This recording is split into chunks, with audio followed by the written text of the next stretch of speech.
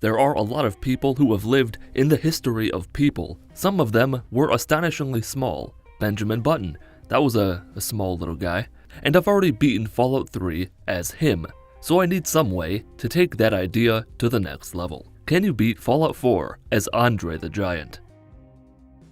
You're probably wondering what I mean when I say as Andre the Giant. The general idea here, the core concept, is the opposite of my Can You Beat Fallout 3 as Benjamin Button video. In that video, every 15 minutes, I shrunk my character size by 5%. In this video, as I said, I'm doing the opposite. Every 15 minutes, I increase my size by 10%. If you're wondering why I put Andre the Giant in the title, it's because he had gigantism, the condition that basically means you never stop growing. Seemed appropriate. Unlike the Fallout 3 video I've already mentioned, the timer starts immediately. It doesn't matter where or when I am when the timer ends. After 15 minutes is up, your boy grows up a bit. I tried a little to make myself look like Andre the Giant, but I couldn't be bothered to pull up a picture of him, and to be honest, I didn't care if I looked anything like a giant. I breezed through Vault-Tech's interview, named me, and spread out special points. Without putting too much thought into it, this felt like a fairly fair distribution of points for the 8th wonder of the world. War happened, I left my wife and my life behind, fled to the vault, rode down into hell, got my blue and yellow attire. This dumb cutscene ate up a bunch of my time. I emerged and began making my way through the vault. For once in my life, I can actually play through the tutorial section of Fallout 4 like a normal person. I can pick up the security baton. I can step on a puny bug, take damage, use the gun, open the door, pick up the Pip-Boy, and escape the vault as if this was a normal playthrough. It isn't, trust me. Before escaping, I'd use the player.setScale command to increase my size by 5%. Right after I got to the surface, I fixed that problem by setting it up to 10% like I was supposed to. By this point, there's a chance that you're curious about where the challenge comes from. You're bigger, so what? You know what? I'll tell you what. As I get bigger, a series of metaphysical and sociological changes begin to unfurl like a fruit by the meter stick candy fruit roll. As I take my place as an absolute unit, I'll be taller, I'll run faster, I'll jump higher. I might do more damage with melee weapons, I'm not entirely sure about that. And, most importantly, I'll take up more space. You might not think much of that now, but at a certain point, if left to grow unchecked by imaginary chains, you would become so big that even when crouching, you can't open doors, or you'll clip through the ceiling whenever you're indoors, and won't be able to see where you're going. Those are probably problems that may or may not possibly arise. After doing stuff in Sanctuary, to fill time while I explained stuff, I meandered over to Red Rock Filling Station, ignored the dog, and arrived in Concord. Time was of the essence. This was almost like an inverse speed run. If I'm not fast enough, I will slowly reach a point where the game doesn't function properly. Also, most of the time, the only time the timer stops is when the game crashes, or if I pause the game to do something involving substances that are now legal in Michigan. Clearing out the Museum of Freedom was as simple can be. I'd already begun noticing my increased movement speed, and you can clearly see how much bigger I am than Preston. The goal here is to be able to look down at Preston the way he looks down at our universe. It's cute that you think Preston isn't real and he isn't watching you right now. Outside, I entered the power armor, made sure I was still slightly larger than the game wanted me to be, ripped open a few backs. If you cut off someone's back, does the back now have a front and back? I showed off my power in the most delightful way possible when I eradicated a Deathclaw, returned to Preston, hit puberty, and set off for Diamond City.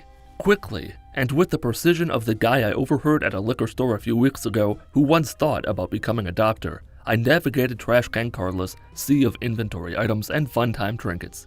I bought a bat from her. With that bat, I killed Wolfgang and his pups, bartered with Trudy, briefly, broke her skull, turned off her son's life, and continued on my way. The bat seemed to be gooder than I expected it would be, which was why I stopped by Megamart for incredible prices on everyday household objects like phone cords and replacement bristles for a toothbrush you picked up at an estate sale a few years ago. In the battle between almost death and barely alive was where it hit me what was happening. I became very lucid and aware of how my size was impacting my ability to make my way through buildings. and this was only at 20%, or I guess 120% depending on how you look at it. I had no concept of what potential problems would arise if I got to 2 or even 3 times normal height. That's a lie. I fucked around with New Vegas' console commands to see if I could beat the game as a 1-inch tall man and a couple other odd ideas. One involved being gigantic. Let's just say it didn't end well, or begin well, or be well at any point in the experience. Back to Fallout 4 though, I helped the Brotherhood of Steel with their ghoul problem as I pressed farther south towards Diamond City. I still wasn't sure which group would be best to work with. There are a lot of different quests and scenarios to consider before siding with anyone, especially now. Because I was in the area, I decided to discover a couple locations early to save myself some time later. Green Tech and Bunker Hill, common places human males and females gather to interact with each other. A raider politely ran up to me with a bladed tire iron. It was real good at removing body parts. I was now at 30%. There will be a little on-screen thing, showing my size at all times, so if I don't mention it, just look at that thing. Another crash happened. Those happened more than usual. I doubt it had anything to do with what I was doing to the game, making it hurt like this. Because God couldn't possibly be annoyed at my messing with his creations, I thought to kill all the missionaries at the Half Circle Dome stage festival. I can pack a punch and hit people real hard with a bullet fired from a gun, but they can also do big damage to my oversized frame. Despite the armor I had throughout this run and the difficulty setting, I often found that I was taking more damage than I thought I should be. I never figured out why. Good Neighbor was briefly graced with my presence. I bonked Finn real good, got weirdly close-up shots of Cleo and myself, bartered a little, left, and entered Park Street Station. I began to notice these almost empty loading screens were happening more frequently and were lasting longer. Sometimes they were as long as 2 minutes. You know why that's bad. The Triggermen gave me slightly less resistance when I forced them to the next world than I thought they would. Same old story. Some of them die in one hit, others take multiple. They did more damage than I would have liked, but there were beds to sleep in after all the fighting stopped. Kneeing someone's fucking head into nothing was pretty satisfying though. Getting into the vault didn't go off without a hitch. There was a small error in communication. The Triggermen, soon to be rotting corpses, were the same as the others. No reason for them to be anything special. Something looked weird as I encroached on Dino's land, and there was the terminal. Turns out that when you're bigger than you're supposed to be, certain things in Fallout 4 don't work properly. Terminals being arguably the most significant. You can still use them, you just can't navigate with the mouse or see the screen. Thankfully, there aren't very many terminals that must be used. Another benefit to my wide girth is how long my arms are, and how far away I can be when I take off someone's bodily fluid holder. Skinny Malone died as he lived, covered in blood. Valentine rambled on. We escaped out into the Commonwealth, and my game crashed. At least I think it did. Around the 3-minute mark, I assumed this loading screen would slowly envelop the entire screen if I didn't take a stand against it and call in Uncle Task Manager to back over that weird little Fallout kid with his truck. Back in the game, I immediately got to work killing Skinny Malone and dying. Twice. I didn't reset the timer, even when I thought I had to do this again. That would have been lame. I checked to make sure I was still at 40% as I should be. Since the game crashed, fled to the vertical metal hill with Nick, and was outside just in time to go up to 50%. I now move breathtakingly quickly, and because I didn't go to Diamond City until after I rescued Nick, I didn't have to deal with Piper's bullshit. Time being the valuable resource it is, I swiftly navigated my way through a barter or two. I was mostly interested in stimpaks, and was now so tall that I can see the second floor of the building when standing up. Took my place among the stars of Fallout 4, ran through the charade of caring about my son, and had to find a way into Kellogg's house. I kinda wanted to talk to Mama Murphy about this, as she can tell you the location of a key to Kellogg's house. Or she unlocks the door with her mind? I'm not entirely sure of the details. Regardless, I stole the key off the mayor, tripped over a mailbox as I plummeted towards Earth, found what Kellogg was hiding, met Dogmeat, and ran towards Fort Hagen at breakneck speeds. On this bridge, as I beat feral ghouls to death with my oven mitt-sized hands, I considered actually trying to be Andre the Giant and punching things until they die. I didn't. That would have been hard. It's hard to decapitate someone with a karate chop. My plan for dealing with the synths inside Fort Hagen was, as always, to not deal with them as best I can. Reality is beginning to malfunction a bit. Elevators can barely handle my frame. I fought through the synths as best I could, mowed them down real good, could look the ceiling-mounted turrets right in the eye, was up to 70% bigger than you're supposed to be, and I finally found Kellogg. The fight was always meant to be fair, no drugs or reality-altering mechanics at play, just a giant and a cyborg fighting it out in the future. I noticed, as I looted Kellogg's very dead body, that it was becoming slightly difficult to get low enough to reach as many holes where he stuffed his goodies. Oh, and using Kellogg's terminal to open both doors and download information wasn't fun. Audio cues are your friend. If you use your ears to listen, you can hear when you hit the bottommost option in the terminal, and sort of work your way to the right option from there. Elevators are real unhappy with me inside them now. Outside, I discovered that I am now at the point in this challenge where jumping can realistically cause death. And these vertebrates were being weird, not sure what that was about. I could also jump gaps that you normally can't, and explore portions of the highway system that have long since been abandoned. Engaging in the normal human act of conversation is becoming more difficult as well. I'm so big that in order to start talking to someone, I have to crouch and press E in the small window of time where it appears as I'm standing up, so I don't accidentally pickpocket the person I'm trying to talk to. Dr. Amari in Good Neighbor was the one to get me inside Kellogg's brain. Nothing too interesting. I moved faster than the memory platforms could appear. That was neat. I learned about teleportation, woke up from the fever dream, talked to Amari, ignored Nick, and was off to one of the most volatile locations in Fallout history. The speed at which I ran through the jungle was astonishing, but all that size wouldn't save me from someone else's suicide. I think his death hurt me more than it hurt him. After dying a few times, I led the suicider to Duke, a power armor-wearing nearby person. Duke survived the blast. He was clearly more than a match for me, so I left him be, ran through the glowing sea, died multiple times to childish automatons worshipping the flu, and entered Virgil's cave. He told me to track down a courser, and that's exactly what I did. Shortly after entering Green Tech, I hit puberty for the 9th time. This is where things started getting fun. One of the problems of my size is that my head and body clip through the ceiling of some buildings, and when that happens, because the weapon and crosshair are above an object that you can't shoot through, my attacks miss and do nothing unless I somehow get below the ceiling that's above me. This can be done by crouching, or the problem can be avoided by luring an enemy into an area with a higher ceiling or even no ceiling at all. Z247 had a spooky skull next to his name. In a matter of seconds, I removed that skull as well as his own, took the chip from his head that exploded all over the wall, and took it to Dr. Amari to see what could be done. What could be done? Nothing could be done.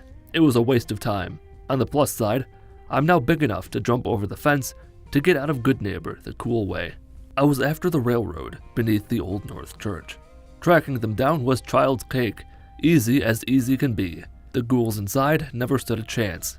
I tried to jump over the underground wall, but that didn't work. Entered the super secret code, spoke to Desdemona, had the chip analyzed, ascended yet again, this time to the coveted 2.0 set scale, and returned to Virgil for the last time to get the transponder plans. Then came the difficult decision, who to side with. I decided to go with the Minutemen. Some guides consider them to be the faction to side with if you're looking for speed. I figured with my insane speed and power, traveling to settlements and clearing out areas would be easy. Before I could use the teleporter, I had to help the settlers at Ten Pines Bluff. The only thing of note that happened on my way out there was I encountered a mole rat wearing a suicide vest. Talking to the settler was annoying. He was sleeping, so I had to carefully crouch and press E at the right time to not stick my giant hand down his pants looking for hidden treats. He sent me to kill the raiders at Corvega Assembly Plant. Rather than use brute force, I sat somewhere where I shouldn't have been able to reach and blasted the raiders with a laser musket. That was a waste of time. Those raiders didn't matter. Inside? Nice. Inside, I had to remain crouched almost the entire time to not clip through the ceiling. But even now, when I'm crouched, I'm still far bigger than everyone else. That size doesn't make melee combat any more fun though. Something threw me off, and I wasted several valuable minutes trying to get to the raider on my compass. Jared died. I left, set my size up to 2.1. The settler was pleasured after what I did for him. I returned to Preston, gave the plans to Sturgis, and got the first part of the interceptor built. Building the rest of the components went off almost without a hitch. I lacked the biometric scanner necessary to build the console. I wasn't about to visit a hospital to just maybe find one. I bought one from Myrna in Diamond City, finished the teleporter, got it all wired up, and teleported into the Institute. Loading the network scanner into the terminal, running the program, and ejecting it took some thought. The pneumatic traveling container barely functioned with my head sticking through the top of it, and at long last, I was reunited with my boy. Here's the thing about that, I couldn't reach him. He was sitting on the floor, and was low enough that even when crouching, I couldn't talk to him. Father won't come through unless I talk to Sean. You can't progress into the Institute unless you talk to Sean and then Father, in theory, at least. As I've said many times, things break when you get big. The walls, for instance, are now a suggestion. My size and reach allows me to VATS attack Father through the wall to kill him from the other side of the wall. But that doesn't solve the problem. The elevator backup doesn't function. What I had to do was what I like to think of as the slinky technique. Simple to do, easy to break. Kill Father through the wall, stand up, and sit on the couch on the floor above you. Get off the couch, and now you're on that level. Do it again, and you're up another level. For some reason, despite Father being dead, nobody hated me. Maybe it was because of a sneak attack. I don't care why. All that mattered was that I could ride the central tube back up to the entrance, if you could call it that, of the Institute, use the teleporter to get back outside, and be done with the Institute for the time being. I gave the tape back to Sturgis, spoke to Preston about a settlement, and got to work. This settler was nice, for a moment anyway. I almost had the rare opportunity to look up at someone while I spoke. She went back to bed, forcing me to fit myself into their elevated living box. To give you an idea of how quickly I move, it took me about 35 seconds to get from Oberlin Station to the Coast Guard Pier. Or, put another way, I move 2.2 times faster than normal, since I'm 2.2 times bigger than I should be. The average super mutant can go down with a single swing from my axe. The blade itself does most of the damage, and the bleeding effect will finish them off. Preston was informed, and he blinked out of existence. He was gone, to the other side of Sanctuary. The next settlement I helped had me traveling to the Iron Plant building, the Fortress of the Forged. They were tough, which might surprise you, given my status as a god of the wasteland. Getting through the inside of the building was fine, nothing awful. Killing Slag took some trial and error. A missile launcher wasn't enough to kill him in one shot. Logic dictates that a fat man was the only viable solution. Even that didn't kill him instantly though. From his body, I retrieved the flaming sword that, in my hands, is probably the size of an adolescent boy. Pops let me keep that sword, Preston was happy, and the time had come to take back the castle. Obviously, when you're nearly 20 feet tall and you have a flaming sword, tactics mean nothing. You dive in headfirst like a bulldozer, slicing open chest cavities and searing the wound shut the instant you open it. I'm pretty much a doctor. I don't care if you're Richard Simmons himself. Melee weapons are never the ideal weapon to use against Mirelurks. The Flamer, though, that's an effective weapon. Stomping on all the little eggs to kill the babies before they're born was unpleasant, uninteresting, and unrelentingly boring. But after enough silent screams, the Mama Mirelurk woke up and tried her hardest to defend her children. She killed me, and now things get weird. I don't know why, but my death now crashes the game. My corpse shatters the interdimensional barrier, and everything collapses in on itself. Killing the Mirelurk Queen took longer than I think it ever has, which was weird considering everything that was going on. I'm talking several minutes here, several more than I would have liked. Every second matters. But the day was won in the name of me. I powered up the radio transmitter, spoke to Preston, and got back to work helping settlements. Someone's wife had been kidnapped by a bunch of amateurs. I legitimately felt like God running through the fens. It was great. The raiders inside Backstreet Apparel were butchered with care. I accidentally stole something from the kidnapped woman. She got mad, stood up, freed herself, and tried to kill me. I went there to free her, and she is now free of her earthly shackles. I'm a good person, trust me. On my way back to Preston, I found and battled a legendary enemy for the first time. Got nothing worthwhile from it, and Preston had settled himself at this place. Then I accidentally asked him to come along with me, and had a hell of a time getting him to leave me alone. My objective was now to help settlements. Preston wouldn't give me a new mission after I failed the last one. Luckily, I still had one in the backlog. Fun fact, I now tower over the Drumlin Diner. Mole rats died, I barely managed to set up the beacon, Preston gave me a new mission, and I went to help the settlers at Green Top Nursery. I couldn't talk to the guy in the house, he was too puny and tiny. Once I did talk to him, he sent me to the Dunwich Borers to clear out the raiders there. And goodness me, those raiders did fuck me up. I died, crashing the game a couple times. Looting the corpses of fallen foes is now mostly off the menu. Reaching dead bodies from way up here is difficult. Eventually I realized that I didn't have time to kill all the raiders outside. They weren't my target anyway, so I ran inside and began my slaughter anew. This being an excavation site played to my favor. Ceiling tiles were temporarily relieved of their duty of being my mortal enemy. Bedlam took his fair share of whacks to die. I upped my size to 2.6, left, told the settler my job was well done, got a new job from Preston, and went to clear Hangman's Alley. Easy peasy, I could practically hit everyone without moving, and I was almost as tall as the beacon when I was crouching. Preston was delighted. That bothered me. I led a super mutant suicider to Preston and let them embrace. Now I'm almost flying across the map. Scudder and Hyde Park put up a fair fight. I tried in vain to get a cool shot of me leaping towards one of the vertibirds to showcase my height. Had more size-related problems, trying to tell the settlers of a job well done. Preston was unfortunately still alive, and I was off to clear out the Taffington boathouse.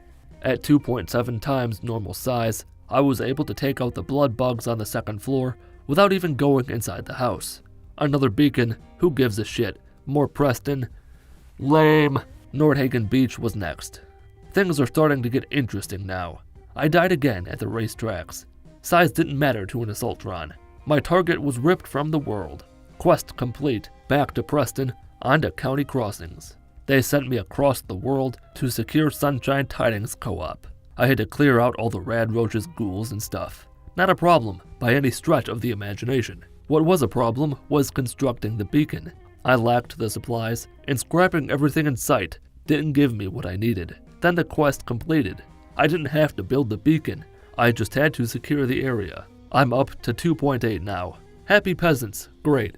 The Finch farm folk sent me to the National Guard training yard to clear out the ghouls. I took out the roof-mounted turrets with my feet firmly on the ground. Inside? Yeah, I was inside alright. The ghouls died. I had the key, and had to get past this locked door. But I could not reach the terminal to open the door, even when crouched. This was the beginning of the end. I temporarily reduced my size just to make sure it was a height issue and not an issue of the game being weird. I was right. I was too big, and there was nothing I could do about it. For a moment, I thought about using power armor to glitch myself through the fence. Once I got the power armor though, I discovered that with the height added by the power armor, I couldn't get low enough to open the door to the National Guard building. This quest was done. I immediately went to Cambridge Police Station to see if I could go down the Brotherhood quest line instead. Halfway to ArcJet, it hit me that I could just kill the Finches, fail the quest, and get a new one. I did exactly that. I killed Father Finch with Father Finch's father's flaming sword, got a new quest, and went to Revere Beach Station to kill some raiders. Killed them, and couldn't reach the door to get inside the subway station where the remaining raiders were. Another failure. I tried one more Minuteman quest. Clear out Outpost Zamingja. I did it. The raiders were 100% dead, and I couldn't reach the workbench to build the beacon. I'd reached an impasse in the Minuteman quest line. I reloaded a save to get back to Paladin Dance, still at the same size, 2.8 or 2.9 maybe. The two of us got into ArcJet. I blindly recovered a password and hacked open a door. Dance took care of the turrets in our way, and we went down to the engine core. Almost. Again, I could not reach the door. This quest was another bust. As I stood there, staring into the infinite void, it hit me that I could not proceed. The Institute hates me. The Minuteman quests can't be completed. I can't get up to the Pridwin without first getting the deep-range transmitter within ArcJet, which I can't do because I can't get into the engine core. To get back to the railroad and continue their story, I'd have to enter the door in the basement of the Old Norse Church. which I also couldn't do. My scale was set to 3.0. I was 3 times bigger than you're supposed to be, and it is at this point that the game breaks. The progress is stopped in its tracks. This challenge was a one-shot sort of deal, constantly going back to older saves and setting my size to whatever it should have been at that instance would defeat the purpose of this challenge, and with that, I did not beat Fallout 4 as Andre the Giant. Nerf this! For better or worse, Fallout 4 did away with the skill and perk system of Fallout 3 and New Vegas, but they still kept a few of the perks from prior games. I'm only interested in one of them. Can you beat Fallout 4 with only the Mysterious Stranger perk? I'm gonna spoil the entire video by telling you now that I did not play through all of Fallout 4 using only the Mysterious Stranger perk as my method of attack. I'll explain why. Unlike something like the Pain Train perk, which guarantees damage, provided all the requirements are met, strength of 10, power armor, and a fusion core so you can sprint, there is never a 100% chance that the Mysterious Stranger will attack. The perk has 4 levels. Level 1 requires luck of 4, and the Mysterious Stranger has a 10% chance to appear when attacking an enemy in VATS. That increases up to 14% at the perk's 3rd level. But it differs from past games in that luck has no bearing on how frequently he appears. This means that you can't use chems or armor to better the odds that he'll get off his ass and help you. There is a rank 4 for the perk, but all it does is increase the likelihood that your critical meter gets filled when you kill someone, which is just about the most useless thing I can imagine. A sandpaper enema has more value to me than that. 14% odds are not great. If you've ever save-scummed your way through a speech check in Fallout 3, you know how bad that is. If you attempt it 20 times, statistically, you'll get it about 3 times. But when it comes to the Mysterious Stranger, there are other variables to consider. For one thing, it's not guaranteed that he'll kill whoever he's shooting at. At lower levels, he probably will, but you don't get rank 3 of the perk until you're at level 41. So you'll be going up against some tough shit, and we haven't even gotten into the math of it yet. For the sake of consistency, let's assume that the Mysterious Stranger always gets a one-hit kill. If you have the mental capacity to click on this video, you probably understand what 14% means as a probability for something to happen. If you were to use VATS to attack 100 people, theoretically, you would summon the Mysterious Stranger 14 times. But that's not really how it works in the real world. Because of the nature of this challenge, if you use VATS and he doesn't show up to kill your target, you failed the challenge. You already know what I'd do in that scenario. I'd reload a save and try again.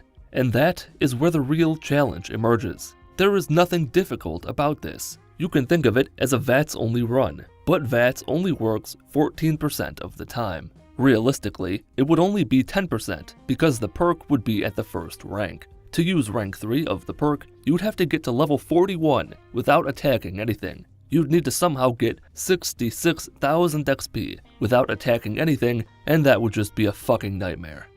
This is the sort of challenge that is annoying without being fun. You'd be avoiding as many enemies as possible because you don't want to deal with the pain in the ass that comes from engaging in combat. I've done more than a few challenges that have been annoying. Doom 2016 with a pistol sucked. Every enemy encounter required constant movement. You had to wait for the pistol to charge up in order to do anything besides tickle the demons, and towards the end, you could easily spend 10 minutes frantically running around and shooting in an area, only to die and have to do it again. But the game itself is fun. This isn't that. Of course, the challenge itself is perfectly possible. It just wouldn't be entertaining. There's only so many times you're allowed to say, and of course, the Mysterious Stranger didn't show up. In a lifetime before God decides that you're done. But what if, after everything I just described, you wanted to make it worse? You wanted to make it as horrible as possible. What if you failed the challenge and had to restart the game if the Mysterious Stranger didn't show up? Well, that would be unpleasant. A little pain is nice in the right circumstance. Being hung upside down by your kneecaps while melted candle wax drips into your nostrils is a good time. Being lit on fire, put out and sprayed with lemon juice is the opposite of a good time. Many other channels have gone down the gamer probability rabbit hole. The most recent one I remember seeing is Pinkaspray Yellow's video about being fucked by Lorelei in Pokemon Red or Blue or Yellow. Assuming you start at level 1, you have a 1 in 10 chance of getting the Mysterious Stranger to spawn when attacking in VATS. I don't know how many enemies are necessary to kill to beat Fallout 4. Let's just say that you're conservative in your murdering and only kill 15 people throughout your entire playthrough, and that the mysterious stranger always kills in one shot. The first enemy you find, you'd have a 10% chance of the mysterious stranger killing them. Then the next enemy has a 10% chance to be killed.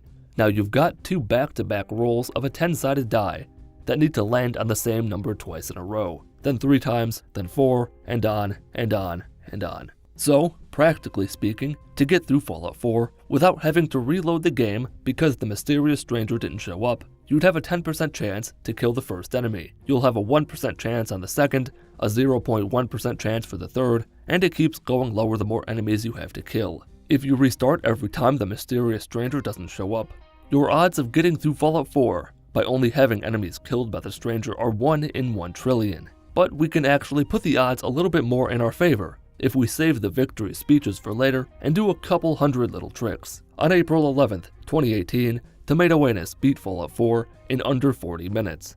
I watched the entire thing and noted how many creatures he killed.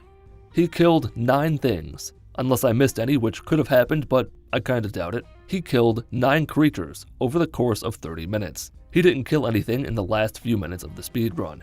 If each one of those creatures had a 10% chance of being killed by the mysterious stranger, and you were to restart every time you didn't have the mysterious stranger attack, your odds of getting through the game are 1 in 10 million. Take a newborn baby, sit them in front of a TV as soon as they emerge from the hole, condemn them to a life of suffering by making them play Fallout 4 with only the mysterious stranger perk until they die at the ripe old age of 103. They'll probably never beat the game. That's how unlikely this is. Now there are times when Tomato Anus shot NPCs to skip dialogue, but I'm just lumping all that in with my depression and pretending it doesn't exist. Changing the 33 minutes to 35 or 37 would change the odds, but not enough to matter. It's not something you'll ever be able to do anyway. To answer the video title's question, yes, you can beat Fallout 4 with only the mysterious stranger perk. You could. It's a thing that on a technical level could happen. It's not like there's something in the game stopping you from doing it. There's no real reason why you couldn't. It would just be incredibly time-consuming and boring to do. Reloading a save every time the mysterious stranger didn't spawn would get old faster than you'd think. I have the patience of someone with less patience than the average person, but even I'm not willing to put myself through this. I might want to cut you a little, suck on your blood, laugh out loud. Throughout your time spent playing Fallout 4, you're bound to use Chems at some point to give yourself the edge over your opponent for a brief moment, and you've more than likely experienced a chem addiction, which can be frustrating because of the negative aspects of going through withdrawal. But what if you wanted to experience all the pain? Can you beat Fallout 4 while addicted to every chem in the game? Because every special stat would be affected when experiencing withdrawal from dozens of different substances at once, I named myself Doug, the Drug Slug, set every special stat to 4, and raced to the vault. Now that the end of the world is upon us, I can explain a little about this run. The thing is, there's no real way to do it without console commands. The point is to be addicted to everything for the entire duration of the game. You could scavenge the world for chems and alcohol, but how are you gonna get them? If you find the location, you'll get experience, but intelligence determines the number of experience points you'll get from doing anything, and intelligence would be affected by the addiction. You'd be getting too many experience points, and that applies to the rest of the game as well. Endurance for taking damage, agility for sprinting, I could go on and on. For that reason, and because adding the addiction via a console command doesn't work properly, I know I tried, I went with the foolproof option that involves cheating. After escaping Vault 111, without attacking any red roaches, I'll get to why in a minute, I used a console command to give myself 100 of every chem that gives a different addiction, including all the various types of alcohol. There are at least 25 different chems in Fallout 4, but there are only 12 kinds of addictions you can get. Jet, Ultra Jet, and Jet Fuel all give you the same jet addiction. There's no reason to use all of them. So I went through every chem, used enough of them to become addicted to them all. The amount varied from chem to chem. I drank all the vodka to be as true to life as possible. Then, because I'm a f***ing maniac, I used the rest of all the chems as well. No real reason to, it was a waste of time. But I still clicked the mouse button at least 1,000 times just to say that I used them all, except for Jet. Then, to remove all the benefits of the chems, such as increased strength from buff out, I used another console command to speed up the game until all the good parts of the chems had been drained from my orifices. After becoming addicted to everything in the game, with special stats of 4, these are the negative side effects I'm dealing with. Special stats are at 1 or 2, which really sucks, but the big f***ing problem is the minus 20 damage resistance. Now, here's where shit's gonna get crazy. I didn't think this idea was interesting enough on its own, which is why I added another challenge on top of the addiction thing. I thought for a while about what to do. Maybe only use a gamma gun. Intelligence being so low would lock you out of the perks that increase radiation damage. Or maybe the broadsider. A portable cannon would be fun. In the end, I went with, not a great option. Some of you are gonna hate me for this. Creation Club, weapons and armor only. Yeah, that's what I did. Now, of course, to get a lot of those items, you've gotta break out your parents' credit card and spend $40. Then, you become irrationally frustrated when you see that almost everything is obtained by completing a quest.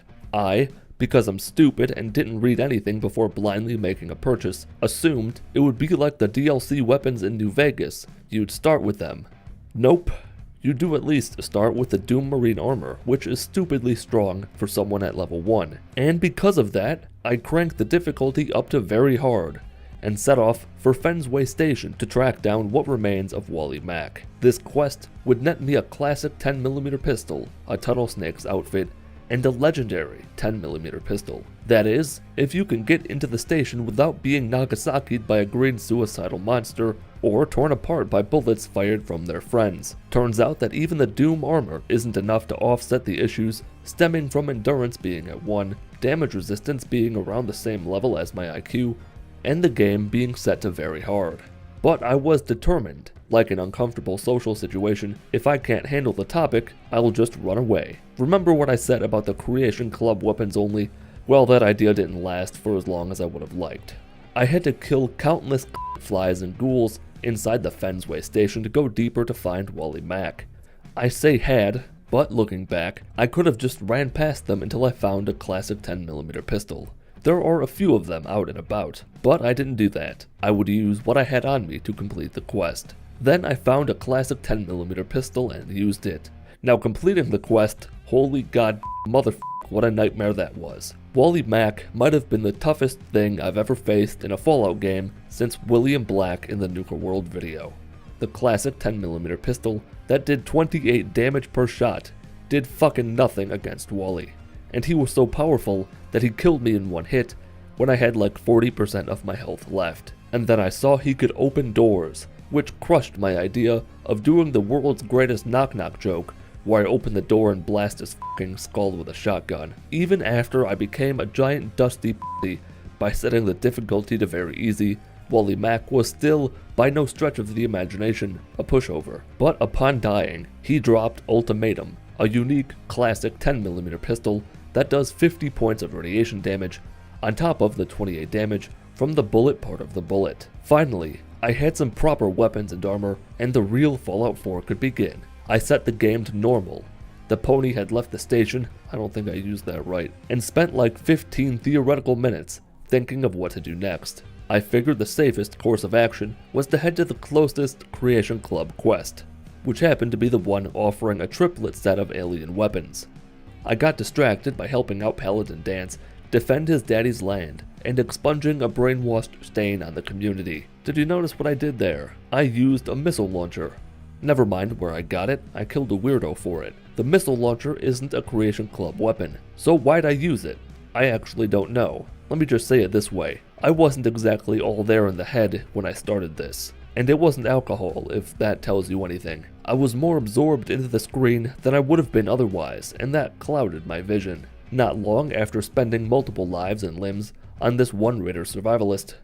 Hold on, wait. I typed out a part about how after killing Wally, I left to find an alien crash site, and spent like 4 lives on this group of traders that I mistook for raiders. I remember typing it because I said something about how I found the aliens in the field spray painting profanities on the side of cows. I'm not rewriting this part of the video just to work that in naturally. I'm too confused about what just happened in post playthrough real life. After that mishap with the cultists, I decided to ignore the Creation Club only part of this challenge.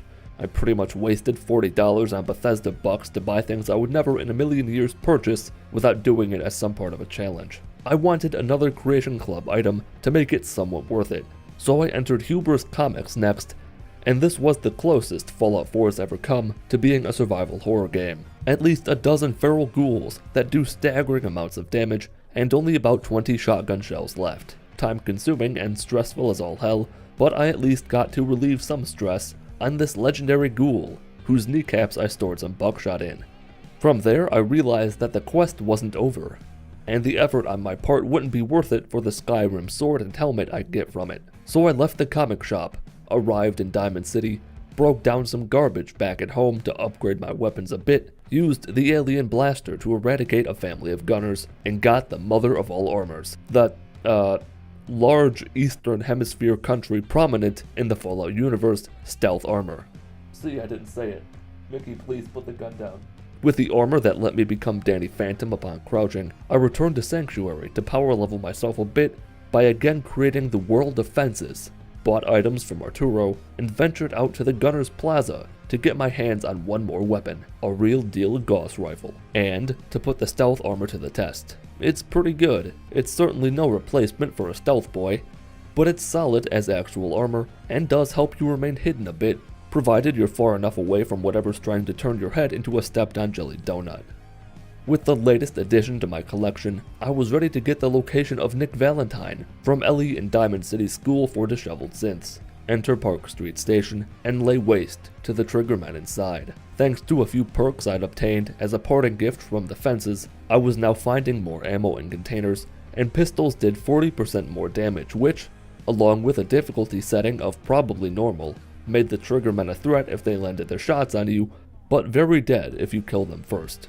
Dino died, Nick was rescued, more triggermen were killed, and I used Jet and Psycho to get the upper hand on Skinny Malone and his on-fire friends. The big upside to being addicted to everything is that you can use drugs without consequence. After the positive effects wear off, you're just back where you started. The stealth suit, and this being a Bethesda game, made it easy to pick the key to Kellogg's house out of the mayor, find more clues, show them to Blue, and be off to Fort Hagen. The synths inside were more of a threat than they usually are. You can't just ignore them for a second while you loot a body or anything like that. The Striders especially had to be dealt with carefully and with a big f***ing gun. As for Kellogg, I wasn't taking any chances. I laid down half a dozen of my explosive babies to sacrifice, bopped Kellogg on the noodle with a bullet, put his synths to sleep, got the sentient worm crawling around in the McDonald's play place inside his head, entered his memories for myself, and began heading for Virgil in the glowing sea.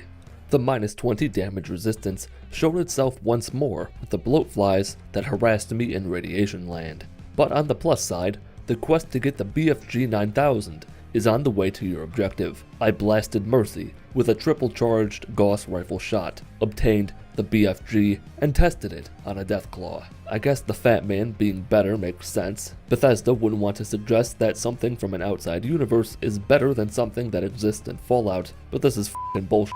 The BFG can kill any non-boss demon in Doom with a single shot. The Fat Man is a cap gun by comparison. Rant aside, Virgil instructed me to track down a courser in Green Tech Geriatrics. The gunners inside were even worse than the synths. A pair of gunners is more than enough to overpower you to the point of unconsciousness. This is a kid's game. Nobody dies. That guy's head is fine. On the courser, I noticed that the BFG does have a significant advantage over the Fat Man. You can fire it much faster, even if it does take up like a third of your screen when you fire it. Dr. Amari was unable to decode the courser chip, told me to track down the railroad. I tracked them down alright, then I exterminated them. My charisma skill was far too low to pass the check, and I didn't feel like doing the switchboard quest, so I just killed them all and decoded the chip myself. Virgil scribbled his autograph down on a bedsheet for me, and I entered Concord to rescue Preston and his stupid friends. I waited to do this now for a very specific reason. I forgot about it. I was gonna do it earlier, but I got caught up in other things. But that actually worked out in my favor. For one thing, the raiders inside are the weakest and most pathetic group of wannabe murderers you'll find anywhere outside of my apartment. The second thing is that the Brotherhood of Steel have long since arrived in the Commonwealth, and Concord is one of the places they'll patrol. There are 2 Brotherhood Knights and a handful of lower-level peasants out and about, ready to take on the Deathclaw. I couldn't grab the minigun though, even with the power armor. I've never been that weak and flaccid in my life. Kinda embarrassing. It's a shame I've got some amount of self-respect and won't promote so-called medicine from quack doctors for a few $1,000s. This was the perfect opportunity to segue into an ad. Back in Sanctuary, I emptied my pockets of room temperature tomatoes. Those have been in there since like that Commie Whacker video. If there's anything I'm willing to feed to Mama Murphy, it's a years-old ball of mold. I went ahead and cleared out Corvega assembly plant for a settlement to get the Minutemen to build the transporter. The Brotherhood would require me to go to ArcJet and wipe out the super mutants at Fort Strong before they help me, and the Railroad are dead, as they should be. Before too long, I was inside the Institute, and something weird happened. At some point in my previous adventures, I turned myself into a woman, which would explain the feminine frame, but I just attributed that to the armor. If you're wondering how I didn't hear the womanly moans as bullets ripped through her body on multiple occasions, it's because I couldn't hear anything from this game. I was listening to other things, mainly YouTubers complaining about other YouTubers being upset at one reviewer disagreeing with one other about one little detail of The Last of Us 2. What they were upset about specifically is that this logo on the official Naughty Dog Twitter is not centered properly. The word "the" should be to the left. For once, I agree with the gamers on this one. This is lazy game design at its worst. You just don't see this kind of amateurish garbage in Meow Motors. Back in the game, I decided to side with the Institute. The Brotherhood are boring, and the Minutemen, I don't remember who I sided with last time, but I think it was them. And the Railroad are still dead. In the middle of meeting with various Institute leaders, I snagged Virgil's serum after leaving a wall of triggered explosives for the Assaultron guarding the thing, returned it to Virgil, met up with X688 to secure the rogue synth at Libertalia. Aside from the 2 times I got close range power by a fat man, it wasn't anything extraordinarily difficult. The next task was to intercept a third of a baker's dozen of synths being held for relocation beneath Bunker Hill. This is probably the kind of gameplay— Shut up, fucking bird! This is probably the kind of gameplay the average gamer would be after in Fallout 4, at least with my handgun. Railroad heavies take a considerable amount of bullets to kill, and they can send your mind into the nether if you're not careful. The BFG 9000 turned out to be the kind of super-powered energy weapon you shouldn't play with in the house unless you want to vaporize all your siblings. The synths were safely decommissioned for a brutal reprogramming as punishment for escaping the life that was forced upon them by people playing God. I handled all the remaining forces outside who were playing possum, met Father on the rooftop of CIT ruins, attended the directorate meeting. He announced that he is finally dying, and mass fusion began. Then, I accidentally killed myself and had to sit through the meeting again. My bemusement was expressed in-game. Allie and I teleported to mass fusion, and I hated everything about this. If I wasn't so damn stubborn, I'd have knocked the difficulty back down to normal from hard. But I was determined to do this right. The Brotherhood Knights live up to the impressiveness of their name. It took the combination of a BFG and an alien automatizer to bring down one. Even the scribe initiates and aspirants were nothing to sneeze at as loudly as you possibly can. Had it not been for the stealth boys and the stealth armor I had, I wouldn't have been able to get through this quest on hard while still being addicted to everything in the game. That was probably fine. The trio of Brotherhood soldiers attacking you as soon as the elevator stops plummeting are easily capable of killing you in a matter of seconds. They're so powerful that the act of running from a doorway to the elevator is enough time for them to kill you from across the room. Stim packs didn't heal enough at this point in the game. Luckily, I had a few Nuka-Cola Quantum that heal 400 hit points each. Chug one, and your entire body will be so numb that you can withstand some pain for a few seconds while it heals you. As for the robots in the lab, I planned for them as best I could. I left both a cryo mine and a fragmentation mine on the porch of each Assaultron, retrieved the beryllium agitator, and used the BFG to quickly drain most of the health from the sentry bot before finishing it off with the ultimatum. The Assaultrons lost about 1/3 of their health from the mines and were capable of withstanding multiple shots from the BFG, just like their robotic wheelchair Elephant Man cousin did moments ago. The Gauss rifle triple shot, some luck, and hiding behind an object to block their path carried me through the battle. I returned to Father, stocked up on charisma-enhancing clothing from Diamond City, lured the gunners outside the house to the nearby robot farm and let them fight it out. The gunners, unsurprisingly, came out on top. I dispatched of them, convinced the lunatic locked in the bathroom to join the Institute, sent my final warning to Big Bird to stop f***ing with my deliveries, installed the thing in the radiation thing, met with the Directorate, and the end of the line began. Actually, it just finished. But the end of the game is beginning. The assault on the Brotherhood of Steel's airport is at hand. Before that, I had a few stops to make. The first was at Sanctuary, to add a suppressor to my 10mm pistol, and a better receiver to the sniper rifle I hadn't used because it doesn't have 3 perks that make it do 60% more damage like the Ultimatum does. Then I went ahead and checked back on Virgil, to whom I'd given the serum some time ago, thinking he would reward me with a gun. Because he does, but only if you kill him or steal it. I didn't do that. Instead, I returned to the airport via fast travel, was annihilated in record time, traveled to a nearby location instead, pressed sneakily towards the airport, and managed to go from hidden and invisible to detected and in danger in a matter of seconds. Let me tell you, this was horrible. The game setting and firepower of the Brotherhood made a frontal assault a pipe dream. Even a fat man didn't kill the Brotherhood Knight in one shot, which was unfortunate as it was my last nuke. I had to use a stealth boy to sneak around the outskirts of the building, approach the base under their noses, then run for my life inside the airport and quickly deal with the soldiers inside. I chucked a grenade at one of the generators, had to use another Nuka-Cola Quantum to survive the run to the elevator, to reach and destroy the second generator, took out the third with a rifle, and retreated towards Liberty Prime. All 3 synth relay grenades were deployed at once and I got instantly killed by a night cripple, then lost progress from a lack of saving, and, despite all the patience in the smallest world possible, I set the difficulty to normal. All the knights and other nonsense were just too much for me to handle. I didn't want to deal with it. The synths did their job and protected me and the virus while it injected itself into Liberty Prime. Ingram was sent to the wheelchair-accessible apartment complex in the sky. I used every high-powered weapon at my disposal to rain down hell from the sky on all the Brotherhood forces attempting to stop me. Switched over to the missile launcher for convenience not long later. The virus successfully hijacked Liberty Prime. In my blind firing of explosive weapons, I took out one too many synths, and they all became hostile. I got teleported to safety, watched the blimp crash into the airport, watched my beautiful father die, and I beat Fallout 4 while addicted to every chem in the game.